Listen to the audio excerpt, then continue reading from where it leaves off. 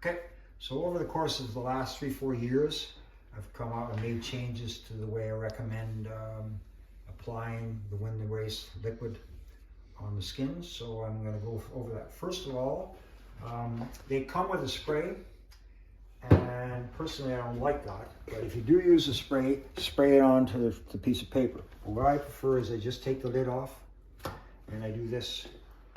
So first of all, I do this twice like this. And whereas I used to go the full length, I don't. I do about a third, and I also do the bases, this color red. Another time, down through the middle section.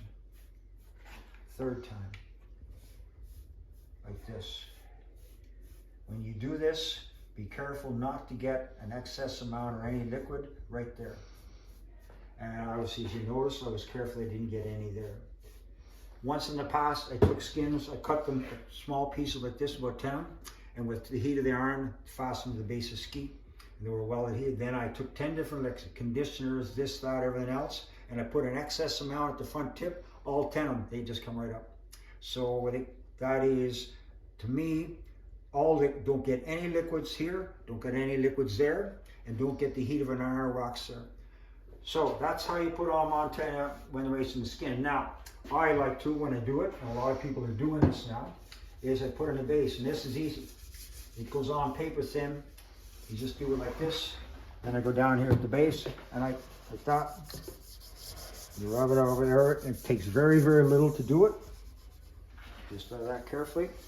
What I do after that, if 3-4 minutes later, I just take Kleenex, and if I see there's a little excess, I just lightly wipe up the excess. Same thing over here. Don't touch the skins. Let that dry. That lasts about 2 hours. If you put on a second coat, it lasts about 3 hours.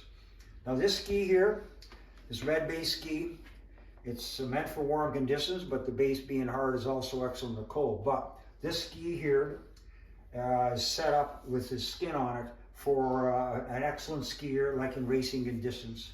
And in my opinion, and I think in time it's going to come into play, that in variable conditions around 0, when you can't get the right wax, or when it's really wet, believe it or not, that this Montana Win the Race on a ski, this has a wet snow grind on it, the skins, that they're excellent. Now, how do I prepare the base for this? First, I grind it with the LW3, it's aggressive grind. Then I put it with an iron or a heat box. I do the whole base of ski with a heat box. I now have a waxing roller with Star Polar, so pass it through that. 1 pass, 150 second pass. Then I scrape and polish that. Then I do that all out over again. So by doing that, 3rd pass, 4th pass, scrape and polishing it, so you keep mixing, and since it's obviously a lot more wax on the surface than in the base, I'd say after I've mixed it and mixed it, I don't think there's any soft wax in the base.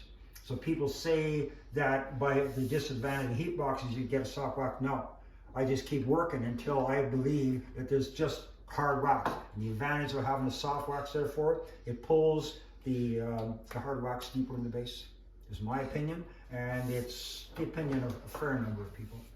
So that ski is prepared this way, hot box, harden it once, harden it twice, scrape and polish. Then, what I tested a few years ago, was what was the best wax underneath this Montana Win the Race. And the best was an iron temperature, like 130, therefore a hard purple.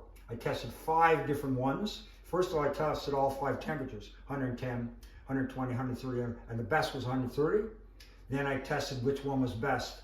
And the Star, yes, I sell it, but the Star Cold, which is the purple, see, it was the best, but only marginally. But the key seems to be iron temperature of 130. Why? I don't know. And so therefore, after I've hardened the base twice, I put 1 pass of the iron, so a layer of the hard purple, in this case a Star Pole and Star Cold. Then I scrape and polish that well. This stuff is silicone compound. So some people I've heard in doing this, they use a puck or they have wax on it. It won't stick to that. This sticks only if it sticks, it has to stick to the base. So when I do this, I do it all the time, mind you, I have this brush that I've had for 14 years.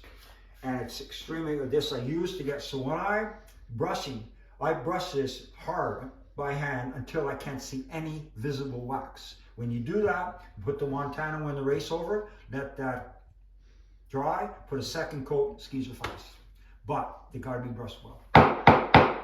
So that's how I prepare a ski. Now that's for racing purposes. For people who are just putting Montana race on skis for training and so forth, generally speaking, I recommend from about -4 and warmer when you think it could get warmer. So on a given day, -4, it could get warmer than that, use it. And I actually recommend the skin and the glide zones, but a minimum of skins.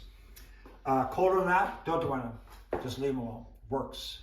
So what I'm saying here, what I described in this ski here, that's for racing purposes. It's a lot of work, but it works. It's effective. But for training purposes, no, just keep using Montana in the race.